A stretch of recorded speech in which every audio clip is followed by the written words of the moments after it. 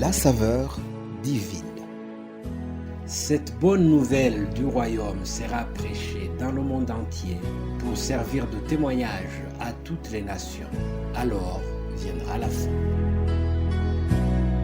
Préparation et présentation, Immaculée Milanesa.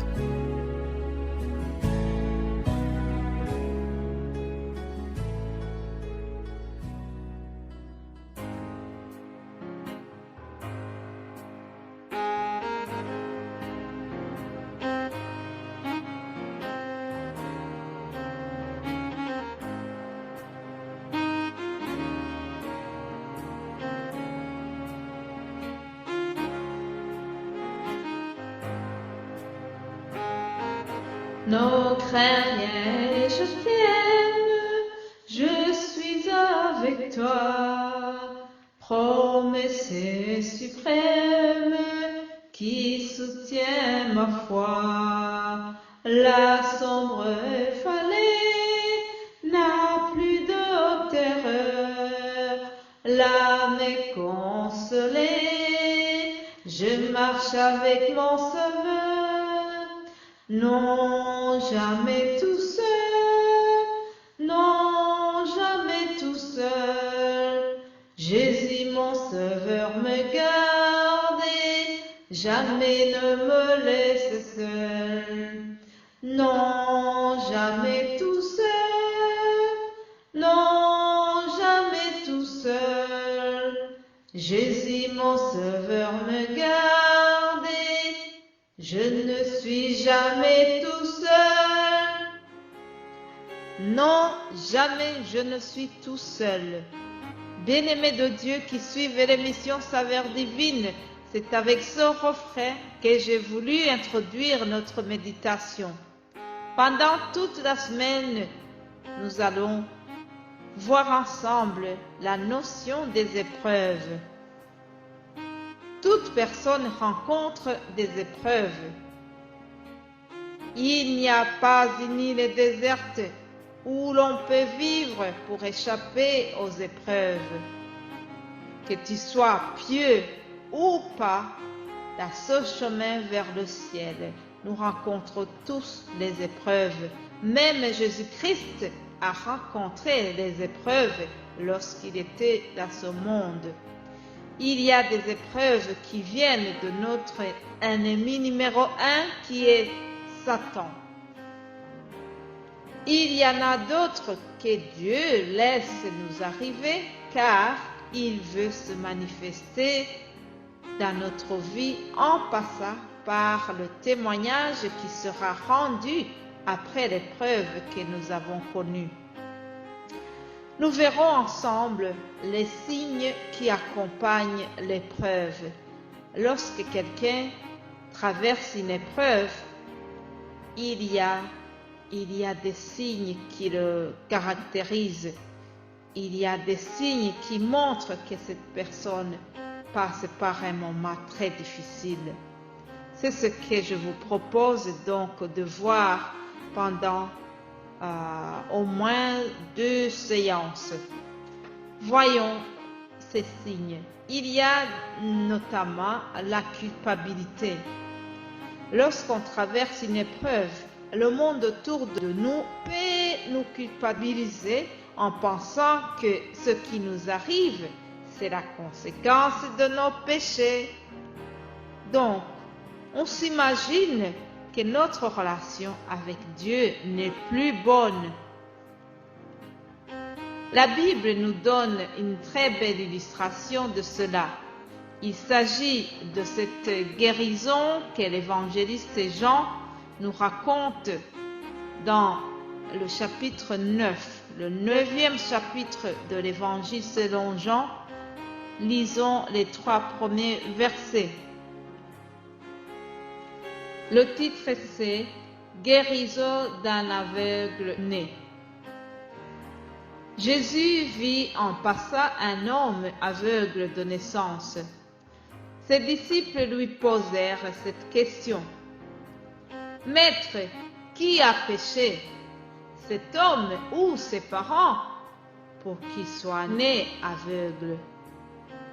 Et Jésus répondit, ce n'est pas que lui ou ses parents aient péché, mais c'est enfin que les œuvres de Dieu soient révélées en lui. Alléluia. J'aime beaucoup cette réponse de Jésus-Christ. Chers amis, nous voyons donc que les disciples de Jésus culpabilisent. Derrière leurs questions, il y a les soupçons, comme quoi le jeune homme ou ses parents ont commis un péché quelconque. Mais j'aime comment Jésus a donné cette réponse qui a vite mis les choses au clair. Jésus a répondu, c'est pour que les œuvres de Dieu soient révélées en lui. Alléluia. Chers amis, le diable te culpabilise lorsque tu traverses une épreuve douloureuse. Mais Dieu le voit. Dieu a permis que la situation devienne ainsi pour se manifester plus tard.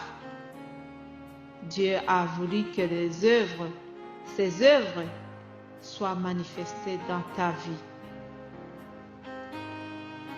Un dernier point à souligner, c'est que la culpabilité peut venir de l'extérieur ou de la personne elle-même.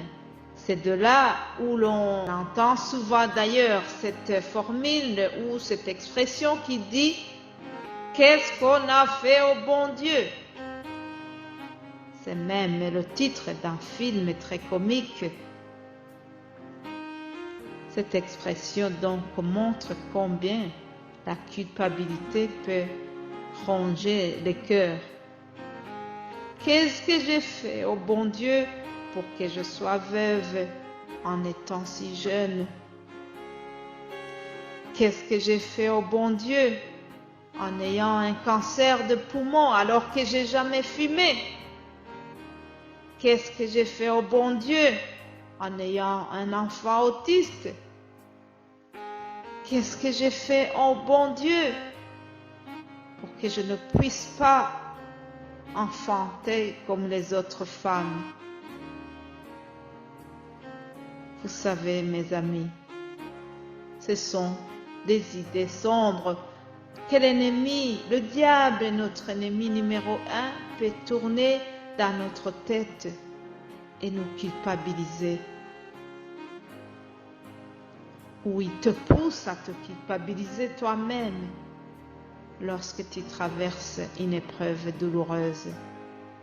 Mais la bonne nouvelle d'aujourd'hui, c'est que il y a une chose importante que nous devons savoir, c'est que Dieu permet parfois que nous passions par une épreuve pour se manifester puissamment après. Oui, l'épreuve que tu traverses aujourd'hui, c'est une porte par laquelle le Seigneur va rentrer dans ta vie pour se manifester puissamment, pour te créer un témoignage. Oui, ton épreuve d'aujourd'hui sera un témoignage très puissant dans le futur, un témoignage qui va peut-être amener beaucoup de gens à Christ. Prions. Père Céleste, je me tiens devant toi maintenant. Je te rends grâce, Seigneur, pour ce que tu es un Dieu tout-puissant. Ta parole vient de nous montrer que parfois tu laisses les épreuves nous arriver pour que plus tard tu puisses te manifester, pour que tu puisses manifester les œuvres, tes œuvres dans notre vie. Alléluia.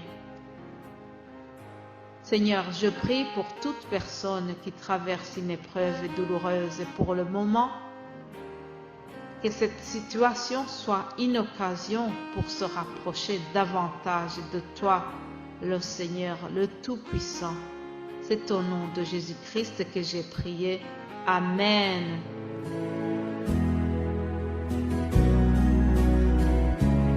La saveur divine. Cette bonne nouvelle du royaume sera prêchée dans le monde entier pour servir de témoignage à toutes les nations. Alors viendra la fin. Préparation et présentation, Immaculée Milanesa.